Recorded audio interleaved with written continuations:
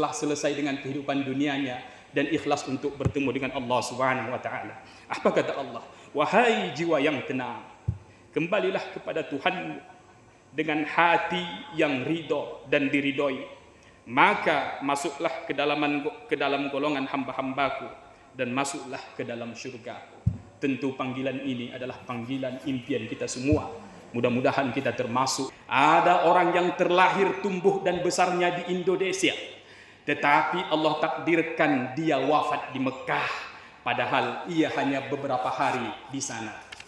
Mana raja-raja yang memiliki pengawalan yang berlapis-lapis? Bukankah sekarang mereka hanya tinggal cerita?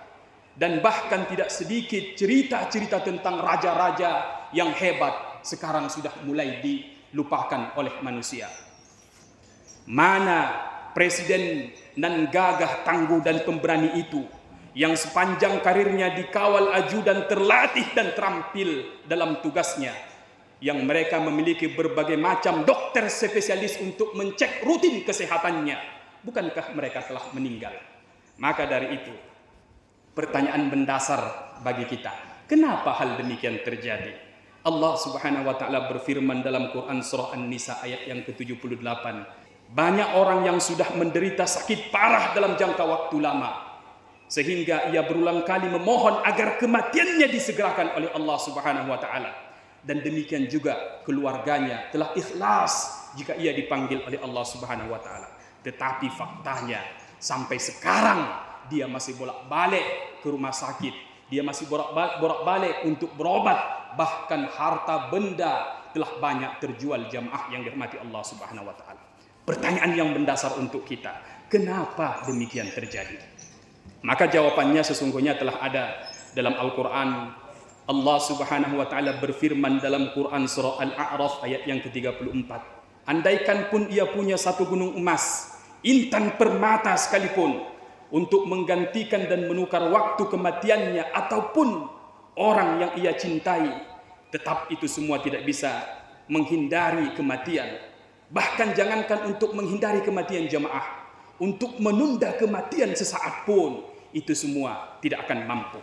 Tidak ada makhluk yang abadi, baik itu tua ataupun muda, si cantik dan si gagah ataupun si buruk rupa, si kuat ataupun si lemah, si kaya ataupun si miskin, raja-raja ataupun rakyat jelata, pejabat ataupun masyarakat biasa, semuanya pasti akan mati. Dan bahkan makhluk yang Allah tugaskan untuk mencabut kematian itu sendiri, pada akhirnya pun akan merasakan kematian itu. Ma'asyiral muslimin, sidang jamaah Jumat yang dirahmati Allah Subhanahu wa taala. Adapun judul khutbah kita pada kesempatan kali ini yaitu kematian bukan untuk ditakuti melainkan untuk dipersiapkan. Alhamdulillahi rabbil alamin. Alhamdulillahilladzi khalaqal mauta wal hayata liyabluwakum ayyukum ahsanu amala. وهو العزيز الغفور أشهد أن لا إله إلا الله وحده لا شريك له وأشهد أن محمدًا عبده ورسوله الذي لا نبي بعد أما بعد اللهم فصل وسلم وبارك على سيدنا محمد وعلى آله وصحبه أجمعين فيا عباد الله إني أوصيكم وإياي بالتقوى الله فقد فاز المتقون اتقوا الله حق تقاته ولا تموتن إلا وأنتم مسلمون فقال الله تعالى في القرآن الكريم أعوذ بالله من الشيطان الرجيم بسم الله الرحمن الرحيم الذي خلق الموت والحياة ليبلوكم أيكم أحسن عملا وهو العزيز الغفور وقال في آيات أخرى بسم الله الرحمن الرحيم يا أيتها النفس المطمئنة irji'i ila rabbiki radiyatan mardiyah fadkhuli fi ibadi wadkhuli jannati. Faqala an-nabiy sallallahu alaihi wasallam fi kitabil hadits, Bismillahirrahmanirrahim, idza matal insanu inqata'a anhu 'amaluhu illa thalathah, illa min sadaqatin jariyah aw ilmin yantafa'u bih aw waladin salih yad'u lah. Shadaqallahul azim. Bersyukur kita kepada Allah dengan mengucapkan lafaz hamdalah, alhamdulillahi rabbil alamin, atas segala nikmat yang Allah berikan kepada kita. Sampai saat ini kita bisa beraktivitas sebagaimana mestinya. Mudah-mudahan setiap aktivitas yang kita lakukan Allah nilai sebagai ibadah. Amin ya rabbal alamin. Berikutnya mari kita mengucapkan salawat dan salam untuk Nabi tercinta, Nabi besar Muhammad sallallahu alaihi wasallam, dengan ucapan Allahumma salli ala sayyidina Muhammad wa ala ali sayyidina Muhammad. Assalamu alayka ya Rasulullah, assalamu alayka ya Habibullah, assalamu alayka ya Nabiyullah. Pada kesempatan kali ini khatib menasihatkan untuk kita semua, termasuk untuk diri khatib, agar selalu dan senantiasa kita meningkatkan keimanan dan ketakwaan kita kepada Allah sebagai bekal yang sesungguhnya, sebagaimana Allah Subhanahu wa taala berfirman dalam Al-Qur'an, Bismillahirrahmanirrahim, wa tazawwadu fa inna khairaz zadit taqwa wattaquni ya ulil albab. Dan berbekallah kamu, kata Allah, sesungguhnya sebaik-baik bekal adalah ketakwaan jika kamu termasuk orang-orang yang berfikir. Ma'asyiral muslimin, sidang jamaah Jumat rahimakumullah. Adapun judul khutbah kita pada kesempatan kali ini yaitu kematian bukan untuk ditakuti melainkan untuk dipersiapkan. Berbicara tentang kematian, Allah Subhanahu wa taala dalam Al-Qur'an lebih dari 100 ayat menceritakan tentang kematian ini. Tidak lain dan tidak bukan agar kita tidak terlena oleh gemerlapnya kehidupan dunia, serta senantiasa ingat tujuan kita yang sebenarnya, yaitu menuju darul akhirah. Jika diibaratkan sebuah perjalanan panjang, maka dunia ini hanyalah salah satu tempat persinggahan yang akan kita lalui. Sebab sebelumnya kita telah melalui beberapa fase sebelum sampai ke dunia ini, yakninya fase ajali, kemudian Allah titipkan kita di rahim ibunda kita masing-masing, dan sekarang kita berada di fase yang namanya dunia. Perjalanan tidak terhenti hanya sampai di sini, masih banyak fase-fase berikutnya, yaitu fase sakaratul maut, alam barzah, seterusnya, dan sampailah kita nanti pada dua persimpangan. Apakah itu persimpangan menuju syurganya Allah ataupun menuju nerakanya Allah Subhanahu wa taala. Betapa banyak manusia yang tertipu dalam kemewahan dunia sehingga ia mati-matian mengejarnya, mengumpulkan siang dan malam, namun lupa menyiapkan bekal untuk akhiratnya. Maka dengan membaca dan mendengar ayat-ayat tentang kematian, hendaknya hal ini menjadi pengingat bagi kita tentang dari mana kita berasal, sedang berada di mana kita sekarang, dan pada akhirnya kemana sebenarnya langkah kaki ini akan kita muarakan.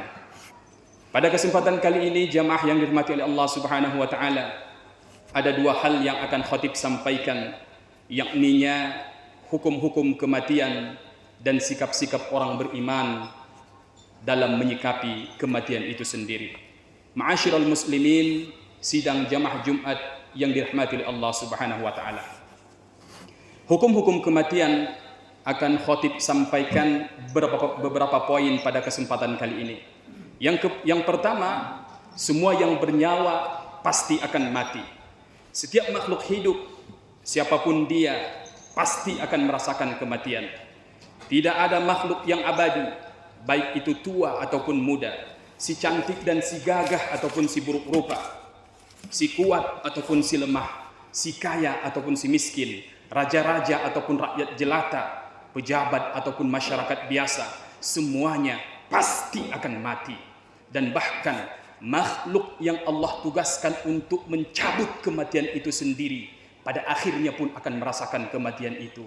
Ma'asyiral muslimin, sidang jamaah Jumat yang dirahmati Allah Subhanahu wa taala. Allah Subhanahu wa taala berfirman dalam Quran surah Al-Imran ayat yang ke-185. Bismillahirrahmanirrahim. Kullu nafsin dha'iqatul maut. Artinya, setiap yang bernyawa akan merasakan yang namanya kematian. Itu poin yang pertama. Hukum yang kedua tentang kematian. Jika ajal datang, tidak bisa dipercepat dan tidak bisa diperlambat walaupun 1 detik. Ajal manusia telah ditetapkan oleh Allah Subhanahu wa taala. Ketika waktunya tiba, tidak bisa dimajukan dan tidak bisa ditunda walaupun sesaat.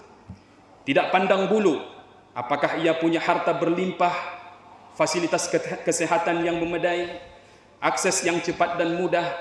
Andaikan pun ia punya 1 gunung emas, intan permata sekalipun, untuk menggantikan dan menukar waktu kematiannya ataupun orang yang ia cintai, tetap itu semua tidak bisa menghindari kematian. Bahkan jangankan untuk menghindari kematian jamaah, untuk menunda kematian sesaat pun itu semua tidak akan mampu. Khatib ingin mengajak kita semua mengambil pelajaran nyata dalam kehidupan kita. Bukankah telah banyak orang-orang meninggal mendadak, sedang santai, sedang berolahraga, tiba-tiba saja ia meninggal. Di lain sisi, banyak orang yang sudah menderita sakit parah dalam jangka waktu lama, sehingga ia berulang kali memohon agar kematiannya disegerakan oleh Allah Subhanahu wa taala. Dan demikian juga keluarganya telah ikhlas jika ia dipanggil oleh Allah Subhanahu wa taala. Tetapi faktanya sampai sekarang dia masih bolak-balik ke rumah sakit, dia masih bolak-balik untuk berobat, bahkan harta benda telah banyak terjual jamaah yang dirahmati Allah Subhanahu wa taala. Pertanyaan yang mendasar untuk kita, kenapa demikian terjadi? Maka jawabannya sesungguhnya telah ada dalam Al-Qur'an. Allah Subhanahu wa taala berfirman dalam Quran surah Al-A'raf ayat yang ke-34. Bismillahirrahmanirrahim. Fa idza jaa ajaluhu la yastakhiruna sa'ah wa la yastaqdimun. Artinya adalah, maka apabila ajal mereka telah datang, mereka tidak dapat meminta penundaan ataupun dipercepat walaupun sesaat. Itu poin yang kedua. Poin yang ketiga tentang hukum kematian. Tidak bisa lari ataupun bersembunyi dari kematian. Manusia wajib berusaha untuk menjaga dirinya. Namun jika ajal telah datang, tidak ada tempat untuk berlindung yang mampu untuk lari dari kematian. Salah satu usaha yang sia-sia adalah lari dari kematian. Karena semakin kencang larinya, maka pada hakikatnya semakin dekat ia dengan kematian itu sendiri. Berapa banyak informasi yang kita dapatkan, orang di luar sana membangun bunker bawah tanah untuk lari dari kematian. Tetapi yang menyebabkan mereka mati bukan bencana yang mereka takuti, melainkan rasa takut yang berlebihan. Dan bahkan rasa takut itu tidak datang dari luar, tetapi datang dari dirinya sendiri. Mana raja-raja yang memiliki pengawalan yang berlapis-lapis? Bukankah sekarang mereka hanya tinggal cerita? Dan bahkan tidak sedikit cerita-cerita tentang raja-raja yang hebat sekarang sudah mulai dilupakan oleh manusia. Mana presiden nan gagah, tangguh dan pemberani itu, yang sepanjang karirnya dikawal ajudan terlatih dan terampil dalam tugasnya, yang mereka memiliki berbagai macam dokter spesialis untuk mencek rutin kesehatannya? Bukankah mereka telah meninggal? Maka dari itu, pertanyaan mendasar bagi kita, kenapa hal demikian terjadi? Allah Subhanahu wa taala berfirman dalam Quran surah An-Nisa ayat yang ke-78. Bismillahirrahmanirrahim. Aynama takunu yudrikkumul maut walau kuntum fi burujim musyayyadah. Artinya, di mana saja kamu berada, kematian akan mendapatkanmu walaupun kamu berada di dalam benteng yang kokoh. Itu poin yang ketiga. Hukum yang keempat tentang kematian. Tidak ada yang mengetahui di bumi mana ia akan dimatikan. Tidak seorang pun yang mengetahui kapan dan di mana ia akan menghembuskan napas terakhir.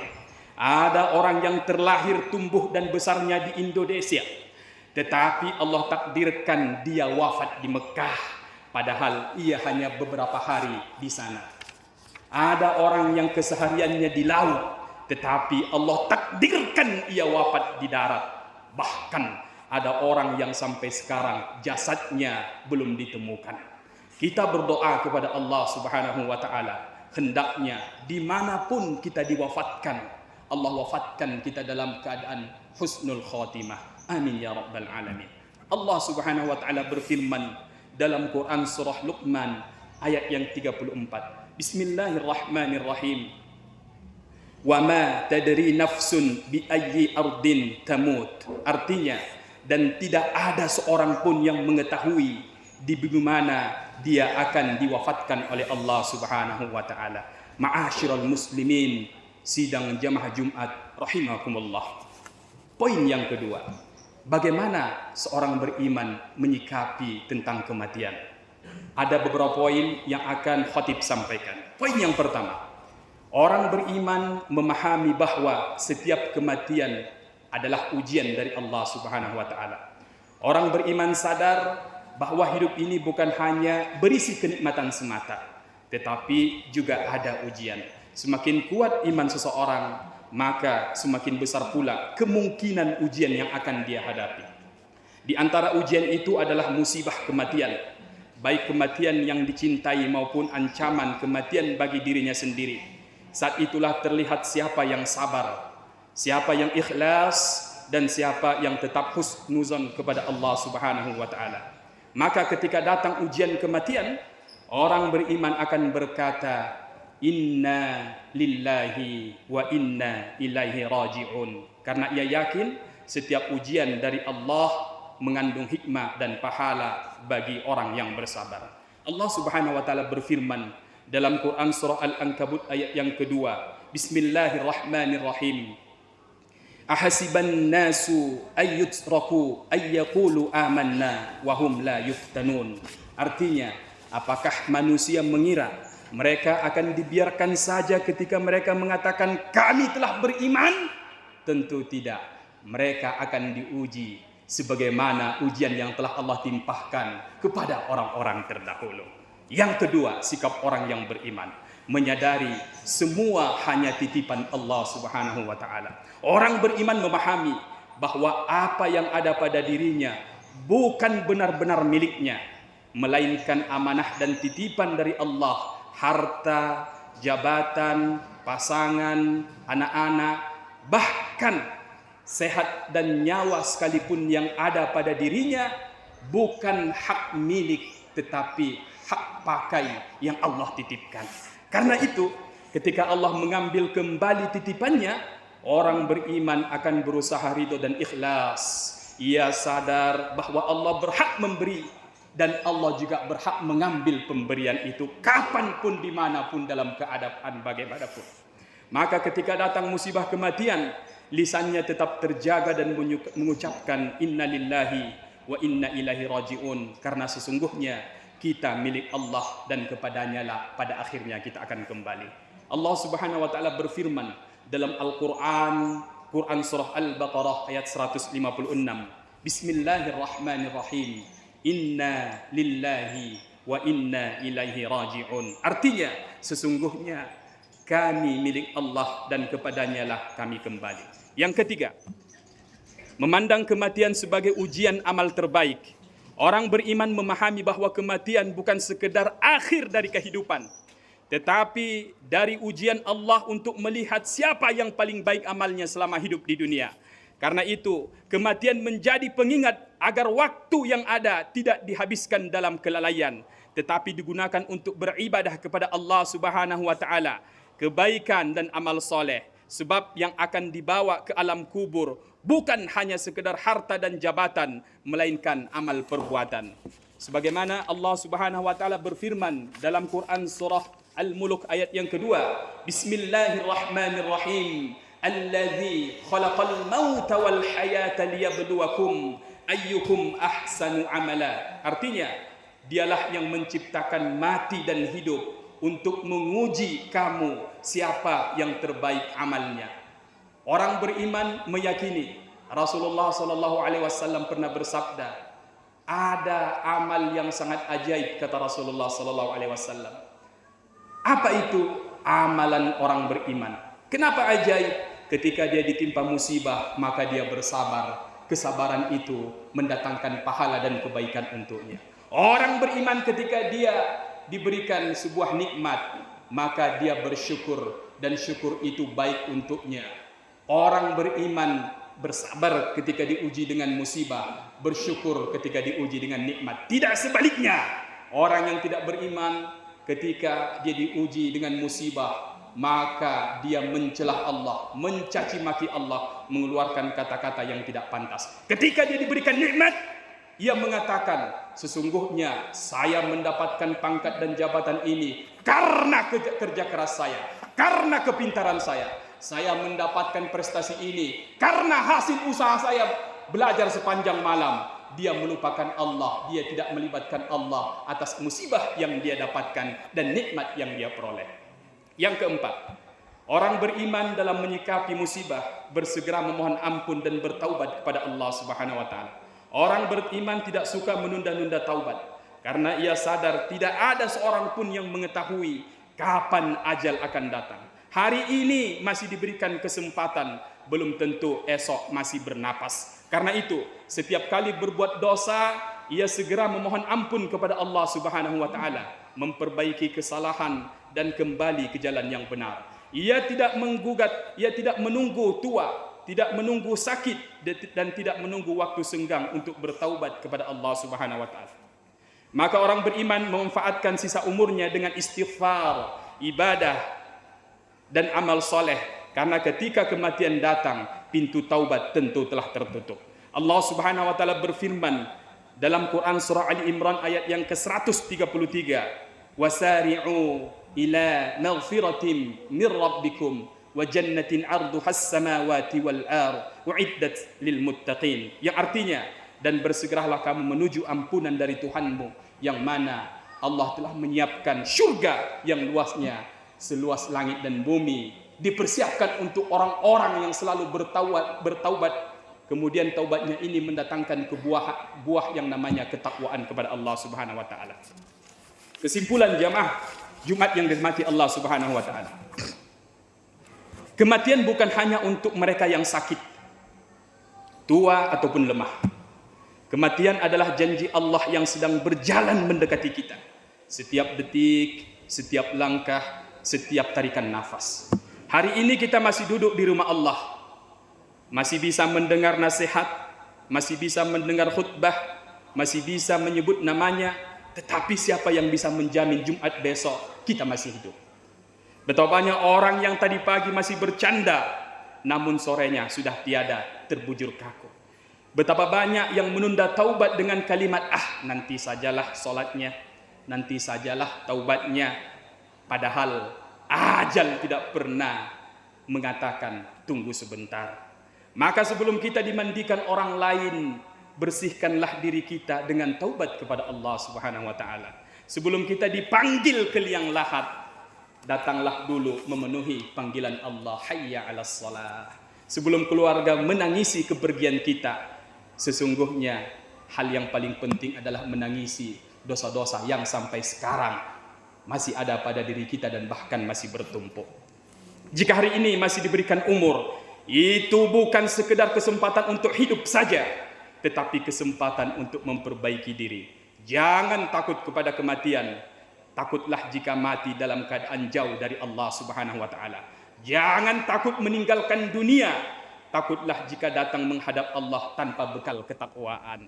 Semoga ketika ajal datang, lisan kita masih mampu mengucapkan kalimat la ilaha illallah, karena Rasulullah SAW pernah bersabda, man kana akhirul kalamu la ilaha illallah dakhalal jannah.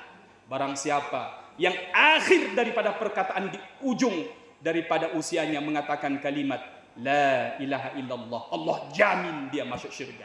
Tetapi tidak semudah yang kita bayangkan. Tidak semudah yang kita bayangkan. Sekarang banyak orang yang mampu mengucapkan kalimat la ilaha illallah karena dia masih sehat. Tetapi ketika sakaratul maut, jangankan mengucapkan kalimat la ilaha illallah, mengucapkan satu kata pun kita tidak sanggup. Kenapa demikian? Karena sakaratul maut itu adalah peristiwa yang paling hebat, pemuncak dari kesakitan di seluruh dunia ini. Ma'asyiral muslimin yang dirahmati Allah Subhanahu wa taala. Allah Subhanahu wa taala berfirman dalam Quran surah Al-Fajr. Mudah-mudahan firman ini termasuk jugalah kita yang berada di dalam masjid ini. Bismillahirrahmanirrahim. Ya ayyatuhan nafsul mutmainnah irji'i ila rabbiki radiyatan mardiyah fadkhuli fi ibadi wadkhuli jannati. Artinya adalah, wahai jiwa yang tenang. Allah memanggil jiwa-jiwa yang tenang. Allah memanggil orang-orang yang telah ikhlas meninggalkan dunia. Allah memanggil dengan lemah lembut, dengan penuh kasih sayang, orang-orang yang telah sukses, telah selesai dengan kehidupan dunianya dan ikhlas untuk bertemu dengan Allah Subhanahu wa taala. Apa kata Allah? Wahai jiwa yang tenang, kembalilah kepada Tuhanmu dengan hati yang ridho dan diridhoi. Maka masuklah ke dalam golongan hamba-hambaku dan masuklah ke dalam syurga. Tentu panggilan ini adalah panggilan impian kita semua. Mudah-mudahan kita termasuk yang Allah panggil nanti dengan panggilan dalam Quran surah Al-Fajr ini. Amin ya rabbal alamin. Fa'tabiru ya ulil absar la'allakum turhamun. Alhamdulillahi rabbil alamin. Alhamdulillahilladzi unzila fihi al-Qur'an hudan lin-nas wa bayyinatin minal huda wal furqan. Asyhadu an la ilaha illallah wa asyhadu anna Muhammadan 'abduhu wa rasuluh الذي لا نبي بعد أما بعد. اللهم فصل وسلم وبارك على سيدنا محمد وعلى آله وصحبه رسول الله أجمعين.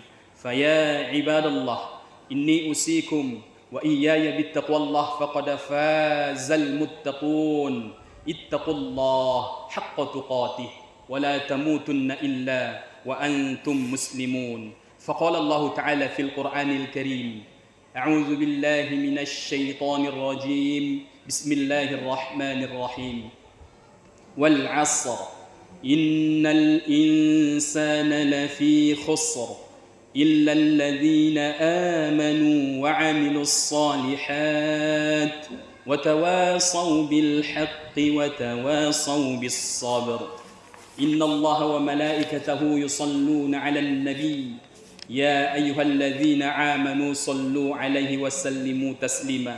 اللهم صل على محمد وعلى آل محمد كما صليت على إبراهيم وعلى آل إبراهيم وبارك على محمد وعلى آل محمد كما باركت على إبراهيم وعلى آل إبراهيم في العالمين إنك حميد مجيد.